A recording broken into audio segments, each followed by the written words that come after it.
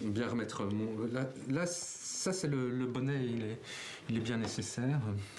C'est le nouvel accessoire indispensable. Complétez l'uniforme d'une paire de mitaines et d'un bon pull de Noël. Le tour est joué, vous êtes prêt à télétravailler dans une pièce chauffée à seulement 13 degrés. Grégoire Wallenborn n'est pas tombé sur la tête, non. Il participe simplement au projet Slow Heat, chauffage lent en français.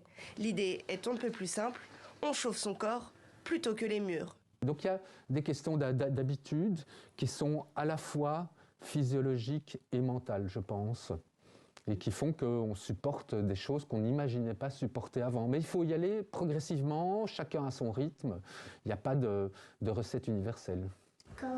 Cette famille nombreuse s'est elle aussi essayée à l'exercice. Ici, on a adapté sa garde-robe, même à l'intérieur. Tour de cou, polaire, pantoufles fourrées, et quand ce n'est pas assez, un petit coup de pédale et le tour est joué. Jusqu'ici, miracle, personne n'y trouve rien à redire.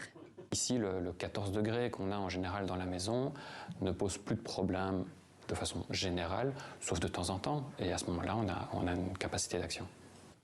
Denis Degrave est l'un des initiateurs du projet coordonné par l'université de Louvain. Lancé en septembre 2020, il avait pour objectif d'anticiper une crise de l'énergie. L'idée, c'est que les bureaux, vous le voyez, sont parfois relativement vides. Ici, le seul bureau occupé est celui-ci. Donc venir chauffer toute cette grande pièce, juste pour moi, ça n'a parfois pas beaucoup de sens et ça consomme beaucoup d'énergie. Donc en fait, on peut venir chauffer uniquement la personne, mon corps en l'occurrence, ou une petite bulle de chaleur au niveau du bureau. Si les chercheurs s'accordent à dire qu'il ne s'agit pas d'une solution miracle, le projet Slow Heat permet de repenser nos habitudes et notre relation à la consommation.